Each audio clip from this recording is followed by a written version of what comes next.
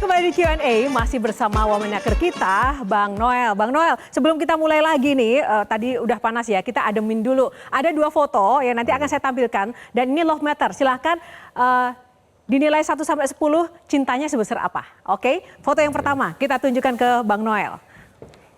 1 sampai 10, seberapa besar cintanya? Mana? Oke, nah 1 sampai 10. Wah, ini 10 cinta gue sama dia. Presiden gue nih. Presiden. Iya Tapi dong. Bang Noel waktu jadi Wamenakar itu dipilih Pak Prabowo atau ada rekomendasi dari Pak Jokowi kan? Ini kan Joman kan? Kok apa urusan dengan Jokowi? Gue pendukung Prabowo. Oh ya, maksudnya tuh dipilih atau seperti apa sih awalnya? Ya jadi pasti Wamenakar? beliau kan punya ini tersendiri standar sendiri ya dalam memilih orang. Menurut Bang Noel sendiri apa kelebihan dari Bang Noel yang membuat Pak Prabowo itu memilih Bang Noel? Mungkin dia lihat gue punya keberanian. Punya keberanian. Pernah Gua ditegur nggak takut sih sama Pak Prabowo Karena- dengan gaya komunikasi dan pola tingkah Bang Noel itu pernah ditegur nggak? Pola tingkah. Gue kalau mau bilang tegur, gue harus ditegur. Oh gitu ya. Oke. Sama Baik. kayak kakak gue nih. Kakak gue negur terus nih, gak ada bosen-bosennya. Nggak ada Tapi bosen. kan dia tahu gue niatnya baik. Oke. Kayak Pak Prabowo presiden kita ini kan ekspresif juga. Kalau orang tidak mampu menerjemahkan apa yang dia sampaikan, orang kan nyinyir. Gitu. Makanya kakak gue nih ngerti banget, yang ngerti adiknya banget lah. Oke. Gitu loh. Tadi foto pertama, foto kedua. 10 tadi ya untuk Pak Prabowo. Foto kedua. Nah, ini 1 sampai 10. 10, karena dia pahlawan buruh. Pahlawan buruh. Oke, tepuk tangan dulu. Silahkan mungkin Kak Irma, singkat saja pertanyaan tentang adiknya ini, Bang Noel. Atau ada hal-hal yang mungkin kita tidak ketahui di balik layar, di balik sosok ini. Noel ini udah bagus, udah perform lah ya. Cuman harus lebih menjaga inilah Siap. sikap lah ya. Kayak tadi tuh lo ngomong soal Diskotik. mau ke mau ke pariwisata, diskotik, nanti ditangkap orang beda. Oh, iya. Orang nggak semuanya suka sama lo. Betul, Ya, Kak. yang nggak suka sama lo tuh bikin lo tersungkur lo. Nah, Siap, Kak. makanya lebih hati-hati aja lah ngomongnya. Takut Kalau kerja udah tersungkur bagus nggak, dia. Bang, Kalau kerja dengan udah kata-kata nggak pernah terpikir dari kata-kata itu nanti bisa jadi bumerang, tersungkur dan jatuh dari jabatan gitu? Gue dilatih untuk tidak takut. Yang gue yang gue jaga itu keyakinan gue. Dari dulu gue selalu yang gue bela keyakinan gue. Nggak pernah gue terlalu khawatir dengan apa yang menjadi cibiran. Gue ini udah terbiasa dicibir orang. Ada Gue nggak? ini dibully oleh kekuasaan Orde Baru sudah di PKI-in. Dihajar oleh kekuasaan waktu pemerintahan Pak Jokowi udah diterorisin. Nah gue nggak tahu nih pemerintahan Pak Prabowo nih gue diapain nih. Ada nggak sih hal yang bikin Bang Noel itu menyesal dan tidak ingin mengulanginya sesuatu? Nggak ada yang gue sesalin sedikit pun. Sama sekali Orang yang gue bela pikiran gue kok. yang ditakutin juga nggak ada di dunia Nggak ini? ada. Ya gue takut lah Sama Tuhan. Pertama Tuhan. Kedua sama orang-orang baik kayak kakak gue ini. Masa gue tidak hormat dengan orang-orang baik. Yang paling berpengaruh dalam hidup Bang Noel itu siapa? Ya, pasti ibu gue.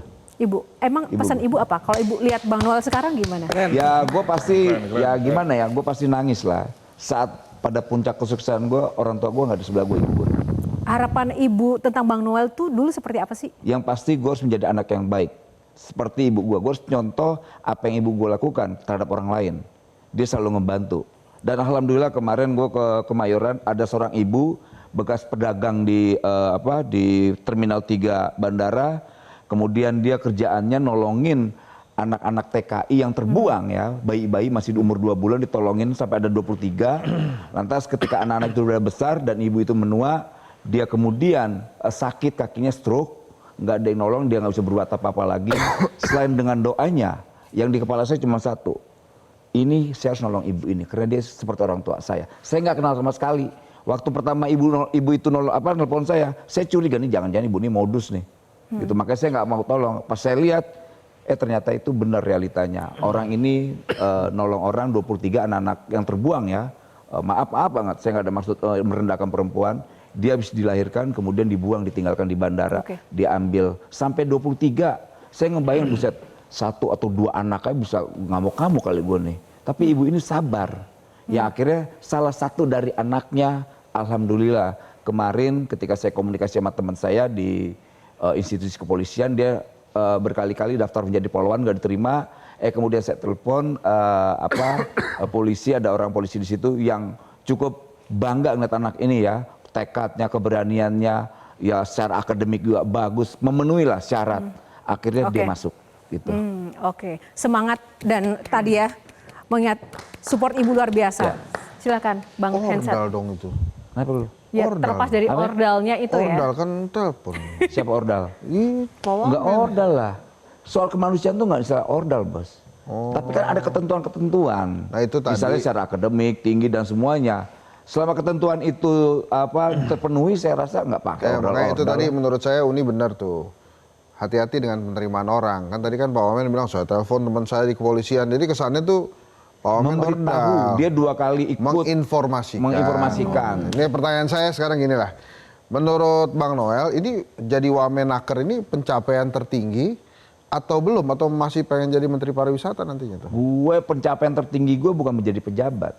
Apa Tapi tuh? Menjadi diri gue aja cukup. Menjadi begini nih. Pertama gue udah berkali-kali gue diingatkan sama teman-teman gue semua lah, termasuk kakak gue. Gue tidak akan pernah mau hilangin karakter gue. Kalaupun sampai seharusnya gue disogok dengan jabatan, gue lebih memiliki jabatan gue dibanding karakter gue. kenapa mau jadi wamen kalau cukup dengan diri Loh, sendiri? ini kan tantangan. Kehormatan diberikan seorang presiden terhadap saya. Oke. Ini tugas republik, tugas yang begitu mulia, ya kita laksanakan, jangan enggak dong. Oke, Ini Bang tugas kok. Yos, silakan singkat Bang. Bang Noel, singkat aja Bang, apa strategi Bang Noel untuk menghentikan PHK, terutama bagi para pekerja-pekerja kecil Bang? Ya pertama kita kuatkan regulasi.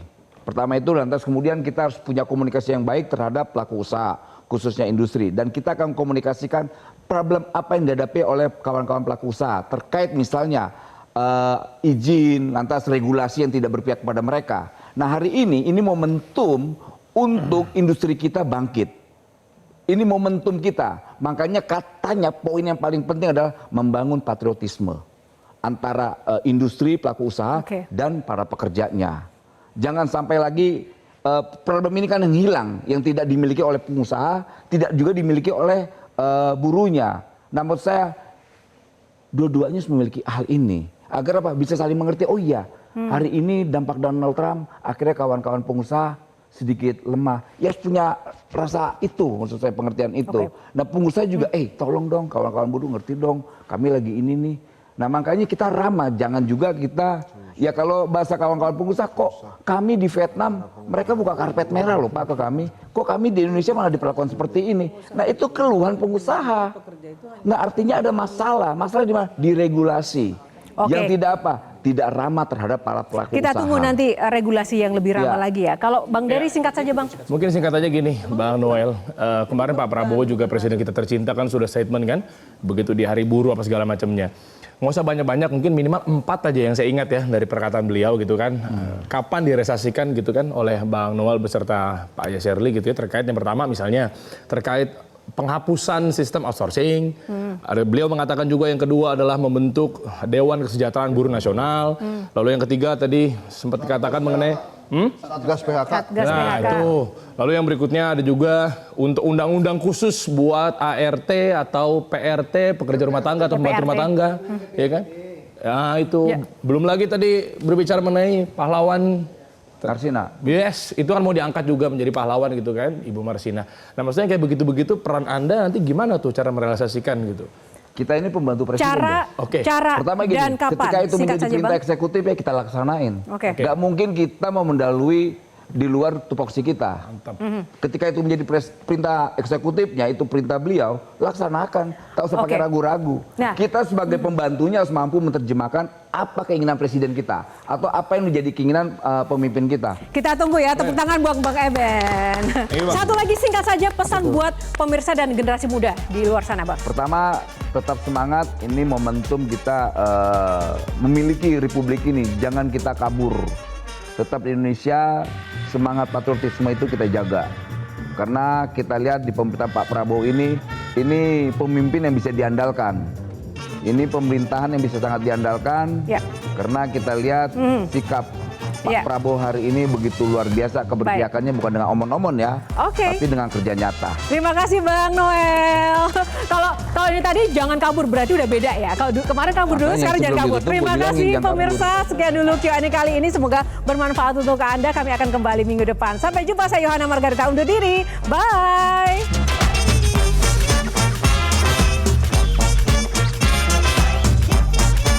Jelajahi cara baru mendapatkan informasi. Download Metro TV Extend sekarang.